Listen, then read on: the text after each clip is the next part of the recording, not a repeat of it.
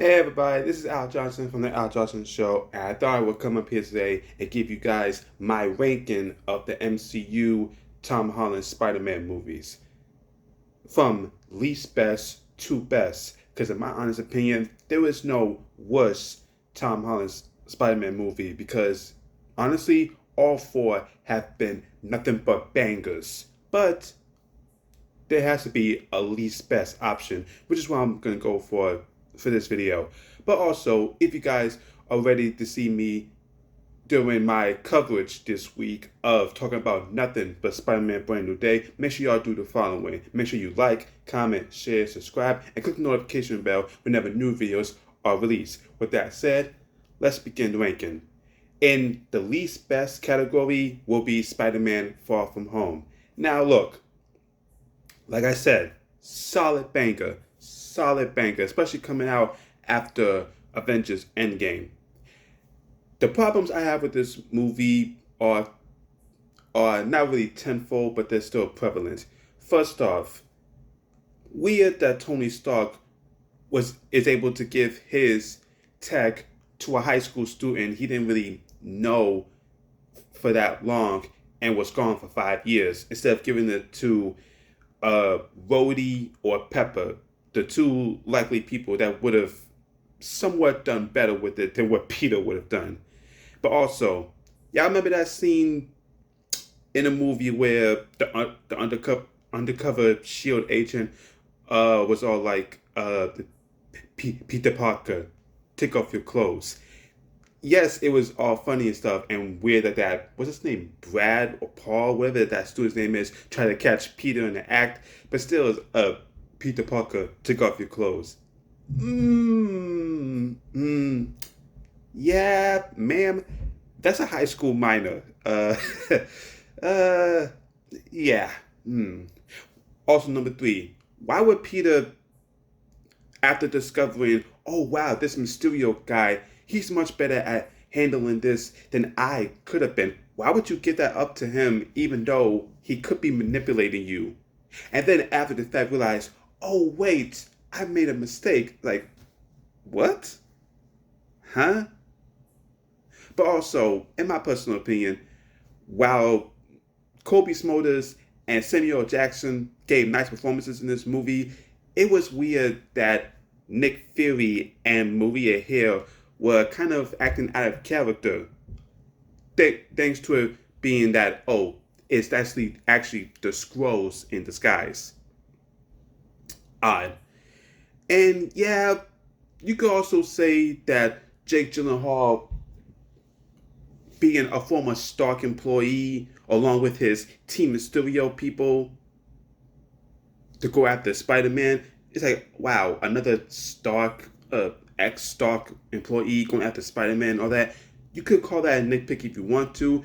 I just thought it was kind of weird. But despite those things, Jake Gyllenhaal's Mysterio stole the movie. Also, the action was amazing, and the Mysterio twist, which even though I kind of knew going into it that, oh yeah, Mysterio is the bad guy. Who else is the bad guy of the movie? And almost getting tricked by Mysterio being a hero. I loved the twist in the middle of the movie when Quentin Beck let down his guard after Peter left the bar. And the illusion sequences, especially that one when Peter takes the information to Fury and Hill, awesome, straight awesome. And also the final fight on top of the London Bridge, quite nice. And the great way Peter used the Spidey sense to defeat Mysterio, nice.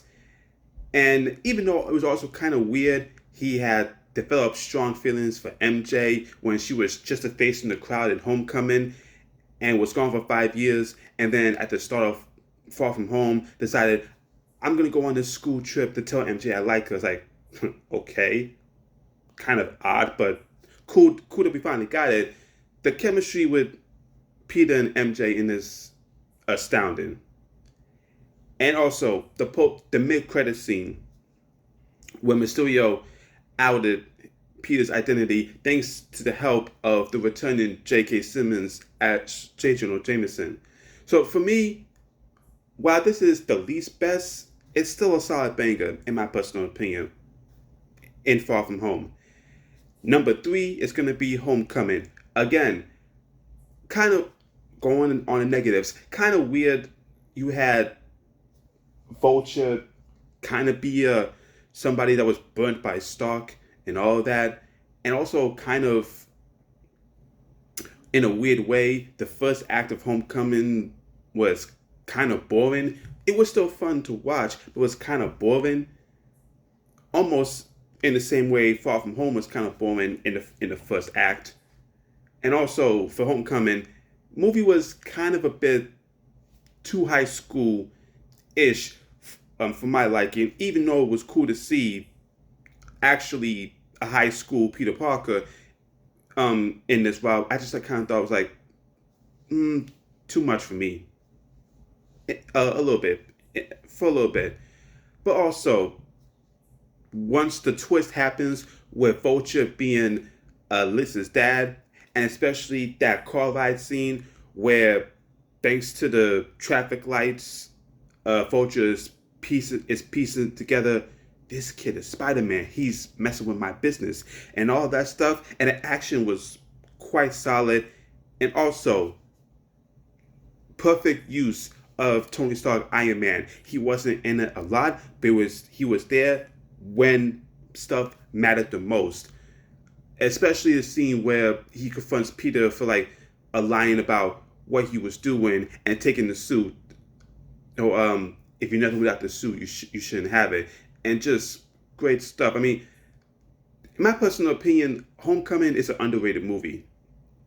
It is underrated. Where I feel like not enough people talk about this movie as well as Far From Home. I kind of weirdly see people kind of bash Far From Home while also defend Homecoming, which is astounding. But like I said, if these two are my bottom two, they are still bangers in my personal opinion. I still enjoy these movies. But the next two, different quality. Number 2 will be No Way Home. Now look, despite it being filmed during the pandemic and some things kind of holding the movie back because of those conditions, which is not the movie's fault, and also especially considering like, okay, Peter went to Doctor Strange to make a spell to make people minus his close circle forget that he's Spider-Man, which then cracked open the multiverse, bringing in the past ever villains and the other Spider-Man in this is kind of weird. But it's still, and yes, oh, it's just nostalgia bait or that. Okay, yeah, you can say that as a negative, fine. But I'm sorry, the second Alfred Molina's Doc Ock appeared in the movie, and also Willem Dafoe's Green Goblin, Thomas Hayden Church, Sandman, Jamie Foxx's Electro. When Jamie Foxx's Electro appeared in this movie and was better in this movie than Amazing Spider-Man 2, that's saying something. But then when the Goblin persona took over Norman in Happy's apartment, which kind of slowed the movie a little bit in the middle, but when the Goblin took over and he and Spider-Man had that awesome fight that resulted in the death of Aunt May after she finally gave the with great power comes great responsibility, and the introduction of the other Spider-Men, and that whole third act, which is probably either the best or the second best Spider-Man action sequence in movies. Come on, I mean, and also the movie ending where Peter acting Strange make a spell to make people forget about Peter Parker, and then him letting MJ and Ned go to preserve their safety, and he goes off to be classic Spider-Man, basically rebooting his story. Listen, you can have nitpicks about No Way Home, but the movie, despite the conditions that was made, it still delivers. I can't describe anything else other than it still delivers. And number 1, Brand New Day. right now the best Tom Holland movie. And despite some stuff in the first act kind of rushing and not slowing down, and while I'm glad it was a over 2 hour long movie, I do kind of wish some stuff was kind of slimmed down a tiny bit. Not a whole lot, but a tiny bit. But also beautiful performances by Tom Holland, Zendaya, um, great usage of Punisher and the Hulk, especially the Hulk, and also, spoiler alert, the introduction of MCU Jean Grey and Sadie Sink's dynamic performance, setting the tone for what the X-Men are going to be in the MCU. Just everything else regarding that, it's just incredible to think. And also the direction by Destin Daniel Cretton, the cinematography, the music, just everything about Brand New Day delivers, and why it's my favorite of the Tom Holland movie so far, and why I'm much, much looking forward to what Tom Holland does next in either the next movie or however long he continues to play Spider-Man.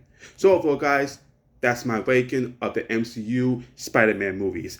In last place, Far From Home. Number 3, Homecoming. Number 2, No Way Home. Number 1, Brand New Day. Let me know down below, guys, what is your ranking of Tom Holland Spider-Man movies? Which is best, which is not the best?